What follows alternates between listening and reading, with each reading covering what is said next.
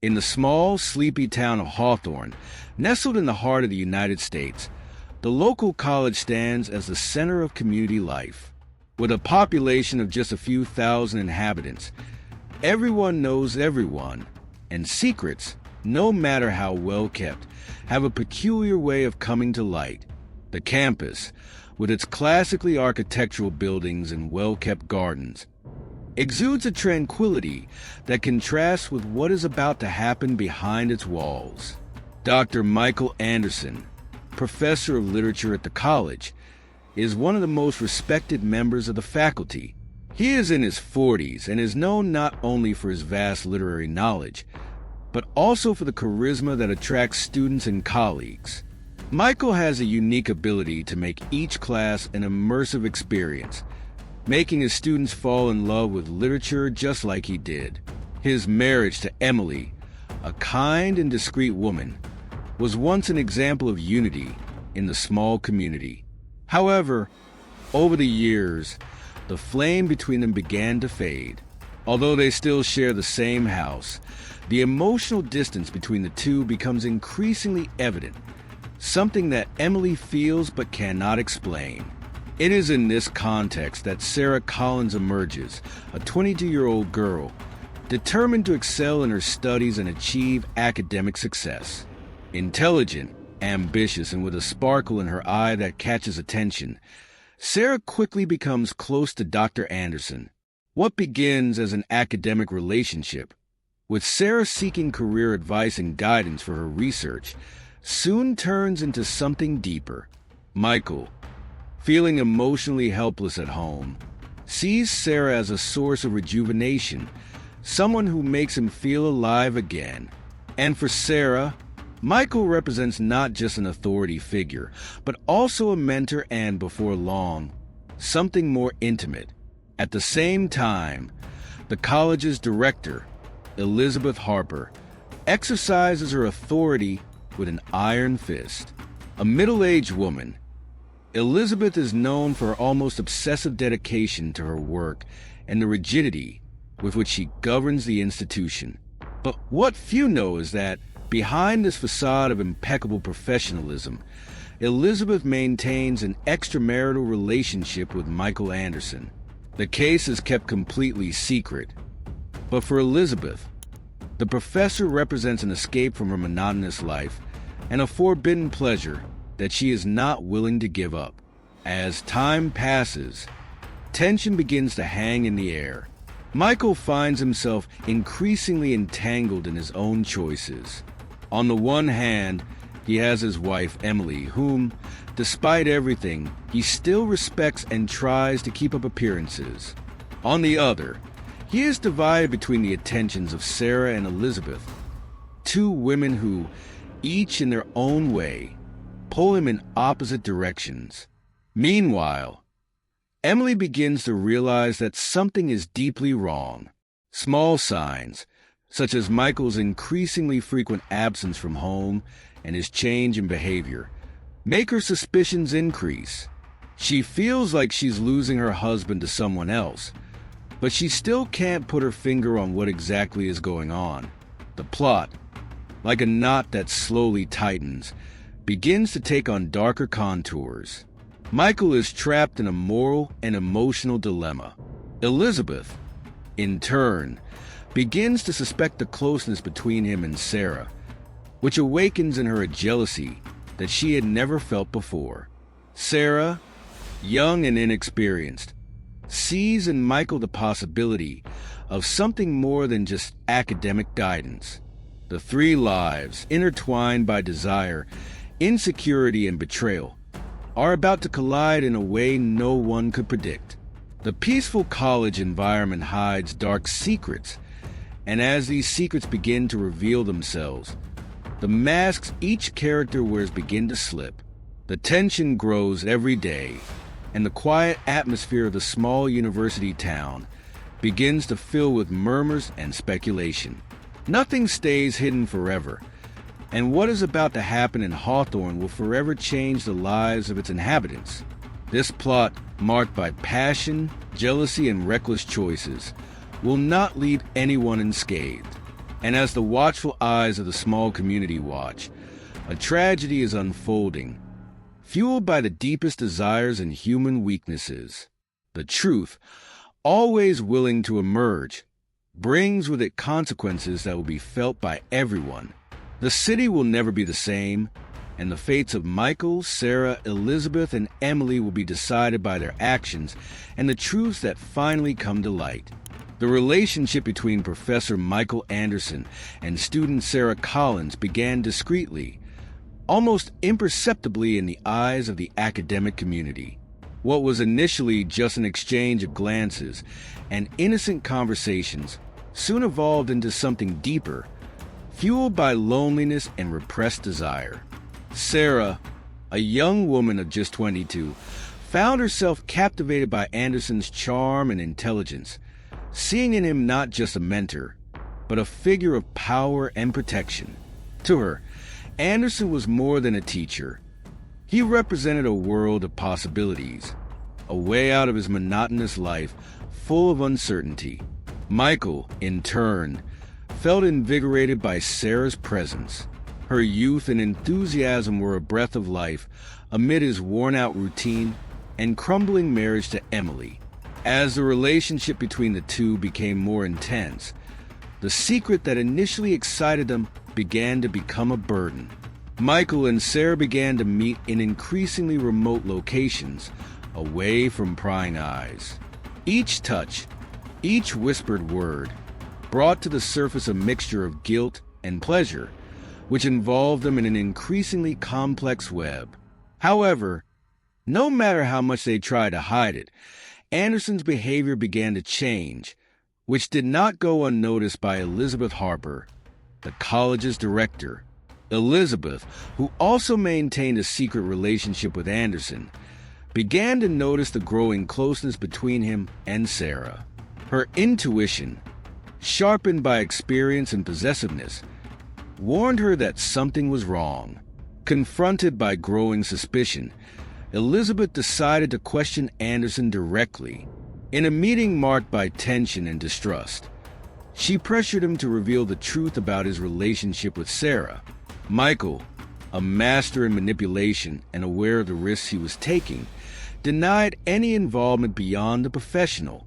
Using his ability to reassure and persuade, he managed to calm Elizabeth, promising that there was nothing more than a teacher-student relationship. However, behind the reassuring words, Anderson continued his involvement with Sarah, keeping Elizabeth in the dark as he tried to balance his two lives. Sarah, in turn, was increasingly emotionally involved with Anderson. What was once just an initial attraction turned into an overwhelming passion. She began to pressure him to permanently break up with Elizabeth and make a commitment to her. Sarah wanted more than furtive dates and empty promises. She wanted Anderson to choose her, to make her his priority. Insecurity and fear of being just another achievement in Anderson's life consumed her, making her demands become increasingly constant and intense. Michael, torn between his desire for Sarah and his fear of losing everything, was beginning to feel the pressure. The situation worsened even further when Elizabeth, guided by her distrust and the jealousy that grew every day, began to investigate on her own. She began to observe Anderson and Sarah's movements, looking for evidence that would confirm her suspicions. Before long, Elizabeth discovered irrefutable evidence of the relationship between the two. The confirmation that she had been betrayed sent her into a state of despair and anger. Feeling deeply deceived, Elizabeth found her position of power threatened by a young woman who, in her eyes, was just an ambitious student trying to get ahead. The anger that was previously contained now turned into an obsession. Elizabeth began monitoring Anderson and Sarah's every move, determined not to allow her world to fall apart because of betrayal. Meanwhile, Michael Anderson's behavior became increasingly erratic. The pressure of maintaining two secret relationships while trying to hide everything from his wife and the community was taking a toll. Anderson, who was once known for his composure and charm, now found himself caught up in a whirlwind of conflicting emotions. At home, Emily noticed changes in her husband, but couldn't figure out what was really happening. The small town, with its inhabitants attentive to every detail, began to whisper about the professor's strange absences and mood swings. Michael was desperately trying to balance his relationships, but the situation was getting out of his control. Elizabeth, with her private investigations, put more and more pressure on him, demanding explanations and confrontations. Sarah, on the other hand, demanded that he make a decision and publicly admit their relationship.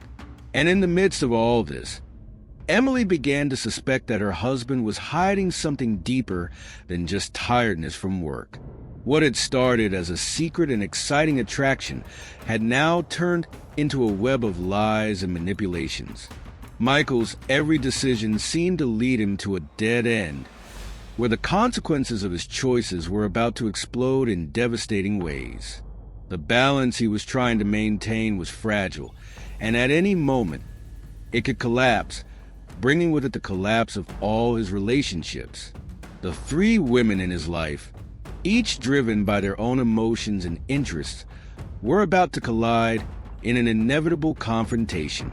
And when that happened, the truth which he tried so hard to hide would come to light with full force, forever changing the fate of everyone involved. Tensions were reaching a critical point, and the small town of Hawthorne, which had once seemed a peaceful, unchanging place, was about to witness a scandal that would shake its foundations. Michael Anderson's choices, driven by desire and recklessness, led him to a no-win situation where the price of betrayal and manipulation would be paid irreversibly. The countdown had begun, and when the clock ticked down to the decisive moment, nothing would be the same again. Dawn in Hawthorne brought with it a sense of normalcy, a tranquility that for years defined the rhythm of this small college town. However, on that particular morning, a shocking discovery shook the community to its foundations. The body of Professor Michael Anderson was found on the college premises in circumstances that immediately aroused suspicion. Shock and disbelief took over everyone. Anderson was not only a respected member of the faculty, he was a central figure in the city's life, someone everyone knew and, until that moment, admired. The news spread like wildfire, by word of mouth on the streets and in whispered conversations in local cafes. Everyone wanted to understand what could have led to such a tragic outcome. Authorities were called quickly, and the investigation was launched urgently. There was a grim consensus. This couldn't have been an accident. There was something deeper and more disturbing behind Anderson's death, something that was hidden in the shadows. The police, upon beginning their investigations, soon came across a tangle of personal relationships involving the late teacher. The first relevant discovery was a love triangle between Anderson, Sarah Collins, and Elizabeth Harper. Three people connected in an intimate and complex way, with secrets that were now beginning to surface. Suspicion quickly fell on Elizabeth, the college director. Her position of power, combined with the clandestine nature of her relationship with Anderson, made her a natural suspect. Furthermore, the fact that she had clear reasons for wanting Anderson to end only reinforced this line of investigation. As the investigation progressed, police gained access to text messages and emails exchanged between Anderson, Sarah, and Elizabeth. The communications revealed a world of intense and conflicting emotions. On one hand, there were Anderson's passionate declarations to Sarah, where he expressed his desire for her, mixed with promises of a future together. On the other hand, the messages to Elizabeth were filled with a different tone, more pragmatic, but equally revealing a deep involvement. With each new discovery, the complexity of the relationships between the three became more evident, raising even more questions about what could have motivated the tragic outcome. Elizabeth, aware that she was in the crosshairs of the authorities, found herself surrounded by increasing pressure. His position of power, which once gave him security, now seemed like a trap. The police treated her not just as a director trying to deal with a crisis, but as a woman with clear motives for revenge. The anger and jealousy that could have turned into something darker. Elizabeth knew she was in a delicate position, and each step taken by the investigation seemed to tighten the noose around her even more. Meanwhile, Sarah, who had initially kept silent, began to realize that she was also in an incredibly dangerous position. The young woman, who had become emotionally involved with Anderson, now found herself at risk of being framed for his death.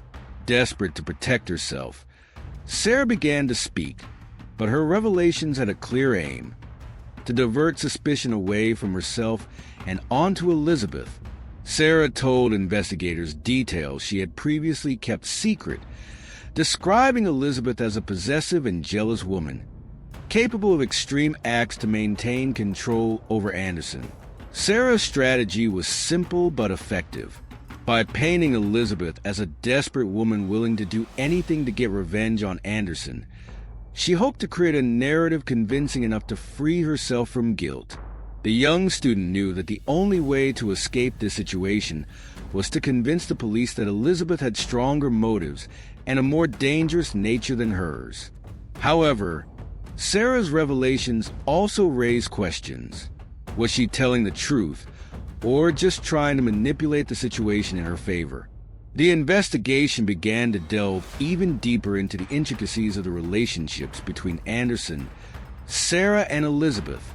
Detectives were aware that each of those involved had reasons for wanting Anderson gone, but the question was who actually acted on those reasons.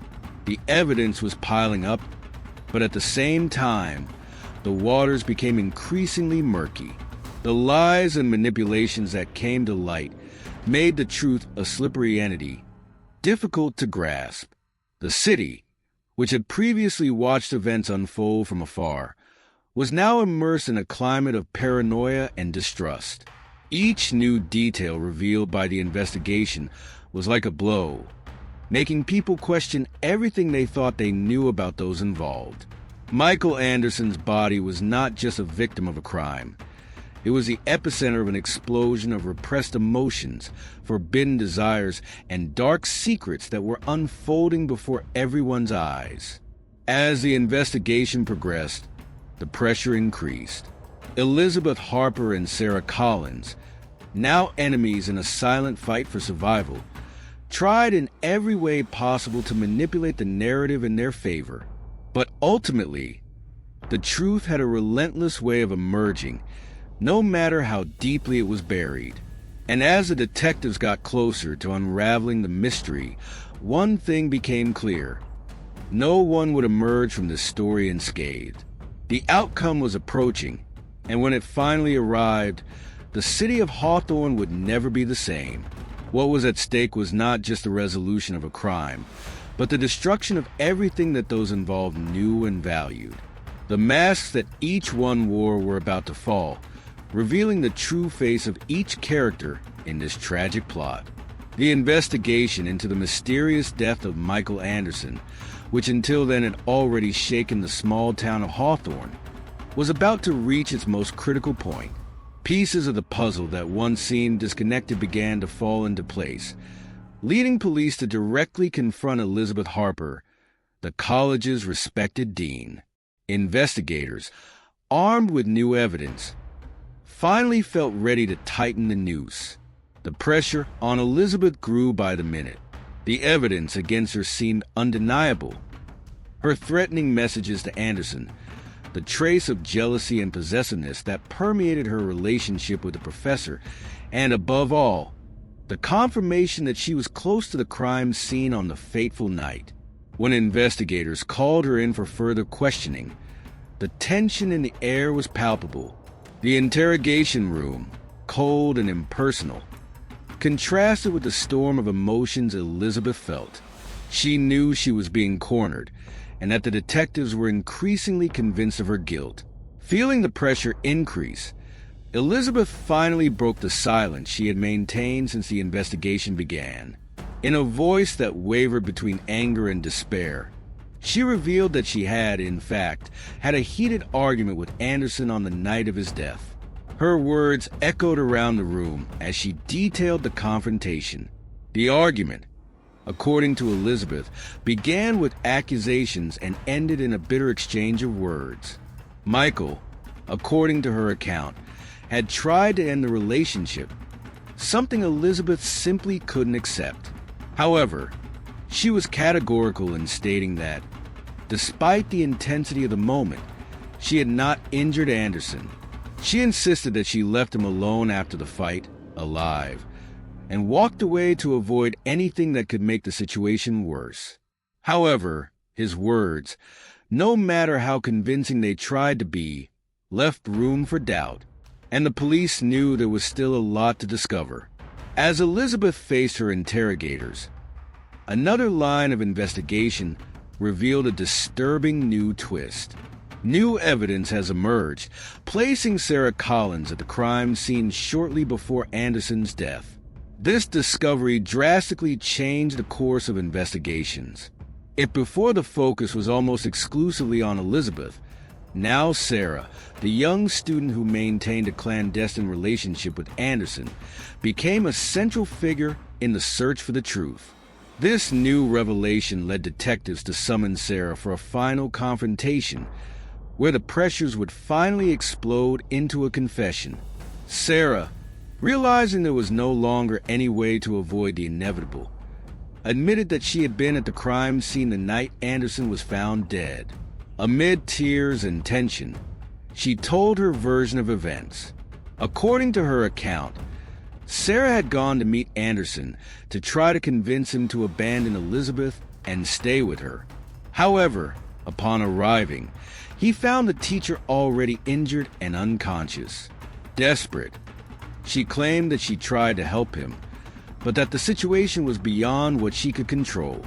In her defense, Sarah blamed Elizabeth, stating that when she saw Anderson's condition, she was sure that it was the director who attacked him during the fight. His words, although full of emotion, did not provide the certainty that the police needed. The police now found themselves in a stalemate. The two women, Elizabeth and Sarah, presented accounts that contradicted each other on crucial points, but also left gaps that were difficult to fill. Elizabeth admitted the argument, but denied any violent act. Sarah, in turn, placed the blame on Elizabeth, but her presence at the crime scene without a convincing explanation raised serious doubts. Investigations had already revealed incriminating messages and emails, but in the absence of definitive evidence against a single person, the truth seemed increasingly distant. The detectives, faced with this dilemma, decided to analyze Elizabeth and Sarah's stories in even more depth, looking for inconsistencies and details that could point to the real culprit. And it was through these inconsistencies that the truth began to emerge, slowly and painfully. Small details, which previously went unnoticed, began to make sense. The flaws in the two women's stories indicated that, although they both had motives and opportunities, there was something more behind that tragic event. With each new analysis, it became clear that Sarah and Elizabeth's motivations were more complex than previously imagined. Elizabeth, with her position of power and her possessive relationship with Anderson, had every reason to want to keep everything under her control. But Sarah, driven by blind passion and the desire to be the only one in Anderson's life, also had a lot to lose. As the investigation progressed, Hawthorne, the small town that once seemed a haven of tranquility, continued to be consumed by speculation and rumors. Each resident had their own theory about what had really happened, but only the police knew how close they were to solving the mystery. In the end, Michael Anderson's case revealed more than just a crime of passion. He exposed the flaws, fears, and weaknesses of everyone involved. The shock and scandal that followed was not just because of the death of a beloved teacher, but because of the destruction of lives that at one time were intertwined by love, desire, and ambition. The truth, although painful, was the only way out of that nightmare. And when it finally emerged, it brought with it the weight of the consequences, leaving indelible marks on everyone who was touched by this tragedy. The discovery of Michael Anderson's body triggered an investigation that revealed the darkest side of human relationships. For weeks, the police followed leads, confronted suspects, and delved into the complex web of secrets and lies surrounding the professor until the truth finally came to light. The case had been surrounded by assumptions and uncertainties, but one thing was clear. The crime was motivated by jealousy and desperation, culminating in a tragedy that no one could have predicted. Sarah Collins, the young 22-year-old student who initially appeared to be just a victim of circumstances, revealed herself as the person responsible for Anderson's death. In a moment of desperation, she attacked the professor after he decided to break off the relationship. Anderson, torn between maintaining his marriage and giving in to pressure from Sarah and Elizabeth, chose to end his involvement with the young woman in an attempt to regain control of his life. However, this decision triggered a catastrophic reaction. Sarah, who had placed all her hopes and emotions in Anderson, couldn't bear the thought of being rejected. Overwhelmed by overwhelming jealousy, she confronted the professor that fateful night, and what began as an argument escalated into an act of irreversible violence. Investigations showed that Anderson had no chance to defend himself. Sarah, in a fit of anger, attacked him thoughtlessly, without considering the consequences of her actions. It was only after the gravity of what she had done became clear that Sarah tried to cover up her involvement, but the truth, as always, found its way to the surface. Elizabeth Harper, the college's principal, who had initially been named as the prime suspect due to her connection to Anderson and his possessive behavior, was eventually cleared of all charges. Although she was involved in a toxic and jealous relationship, she had not directly participated in the attack that led to Anderson's death. However, the revelation of the extramarital relationship and public investigations left deep marks on his reputation. Elizabeth, a woman who always valued the image of authority and integrity, now found herself discredited, with suspicious eyes following her wherever she went. Although she returned to her college position, the stain on her reputation would never completely disappear. Her colleagues and students saw her differently, and Elizabeth herself knew that nothing would be the same as before. With Sarah arrested and formally charged with the crime, the city of Hawthorne was plunged into a scandal that shook its structures. The sordid details of the relationship between the young woman and Anderson became public, and the case was widely discussed, not only in the local community, but also in the regional media. The revelations shocked everyone, destroying the image that many had of Anderson as a respectable and upright teacher. The professor, who had been admired and revered for so long, was now remembered ambiguously as someone who had fallen from grace due to his personal choices. Sarah, on the other hand, came to be seen as a tragic figure, caught in a web of emotions and decisions that led her to a point of no return. Emily Anderson, the late professor's wife, was one of the people most affected by this entire tragedy. From the beginning, Emily had suspected something was wrong in her marriage, but could never have imagined the extent of the secrets that were being kept. When everything came to light, the pain of losing her husband was intensified by the public shame and humiliation of seeing her name dragged through the mud along with Michael's. Unable to bear the pressure and pain, Emily made the difficult decision to leave Hawthorne. She could no longer live in a city that constantly reminded her of the betrayal and fall from her perfect life. With a heavy heart, Emily left, taking with her only memories of the good times before everything fell apart. She knew she needed to start over somewhere else, away from the judging eyes and scars left by the tragedy. Hawthorne College, once the pride of the city, was struggling to recover from the impact of the scandal. The incident left an indelible mark on the institution, which now found itself shrouded in mistrust and criticism. Parents and students questioned safety and ethics within the college walls, and enrollment began to decline.